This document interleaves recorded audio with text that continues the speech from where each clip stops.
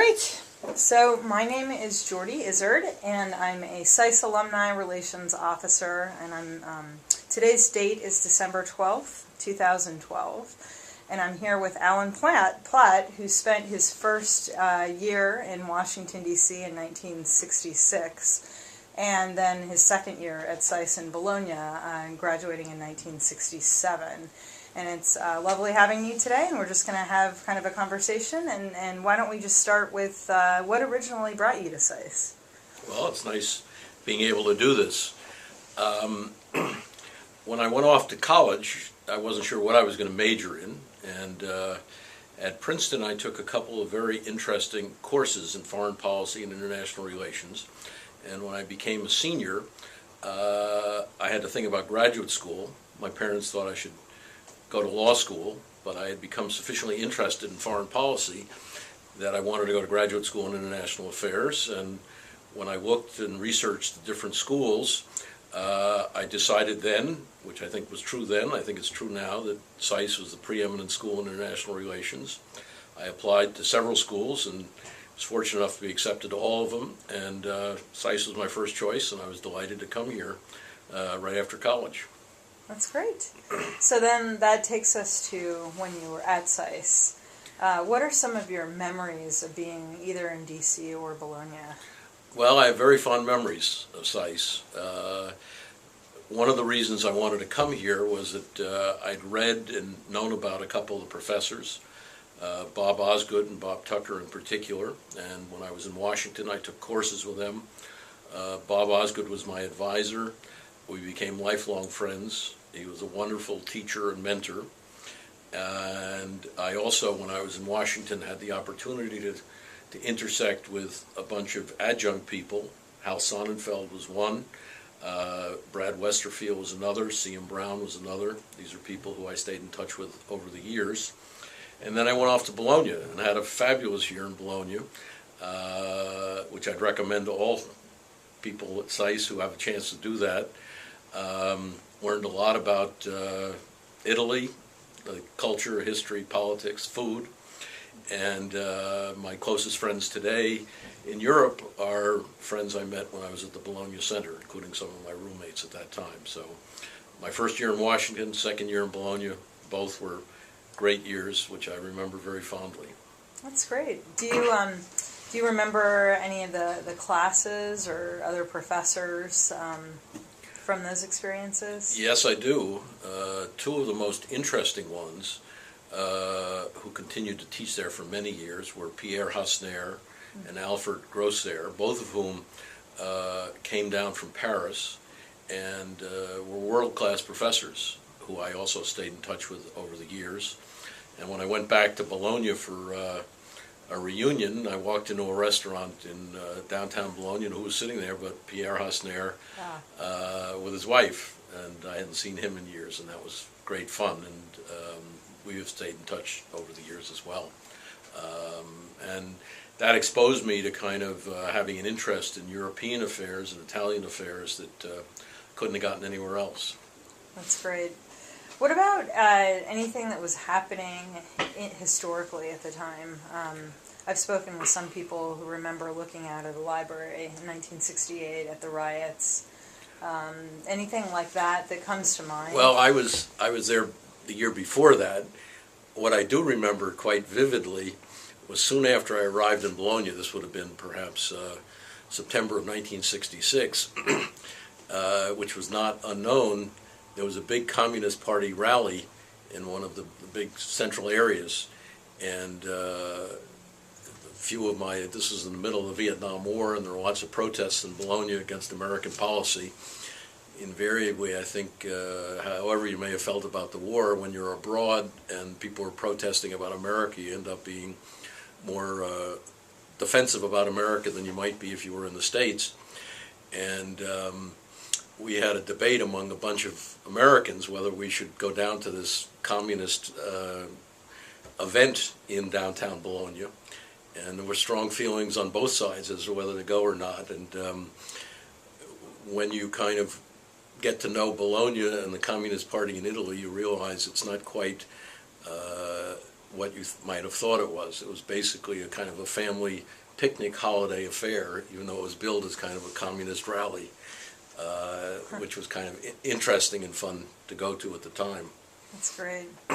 So, yeah, go ahead. And I was going to say that led me to be interested in Italian politics. And when I finished the 2 years, the question was, what next? And I decided to go for a PhD at Columbia.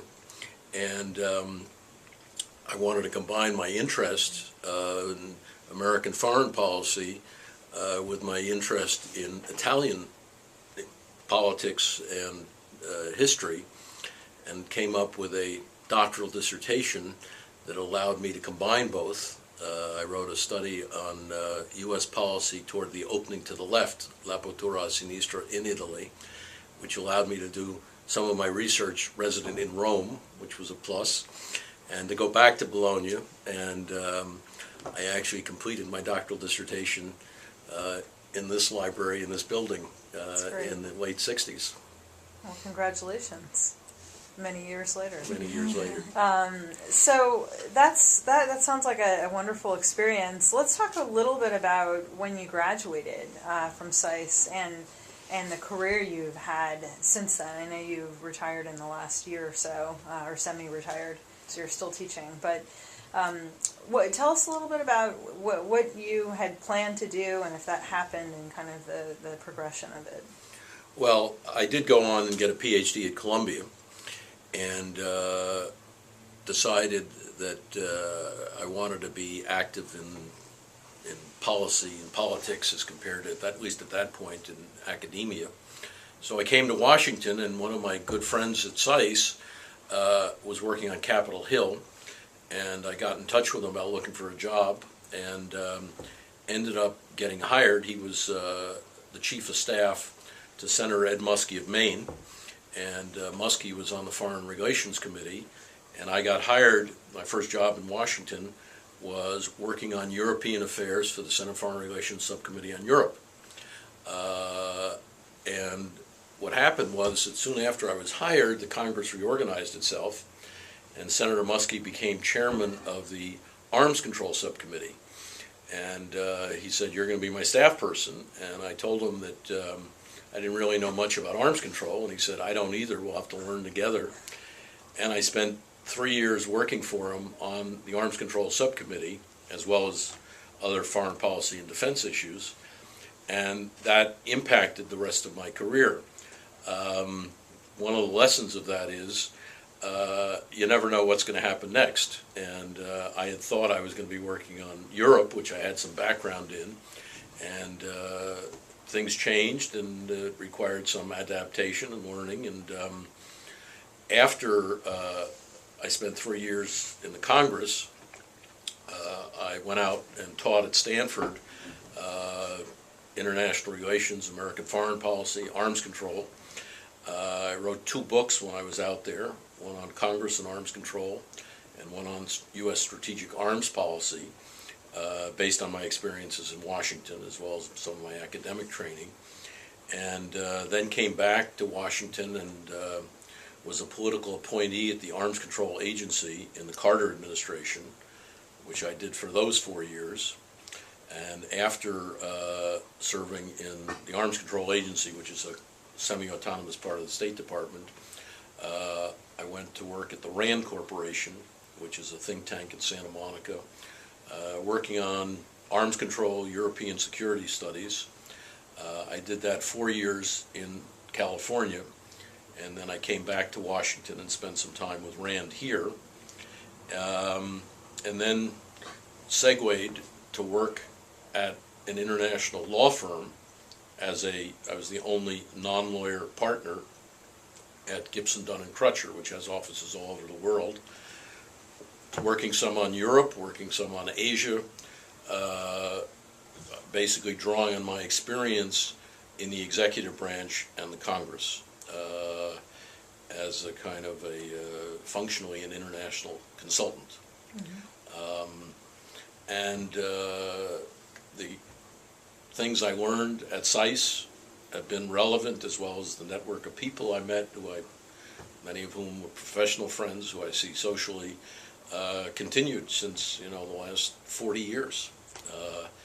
I never have a problem recommending SAIS, not only because I think the quality of the academics here is very good, but if you want to work in Washington, it's an excellent place to get some experience and to meet a network of people who are likely to be important to your future development, regardless of kind of what aspect of career you go into in the international world.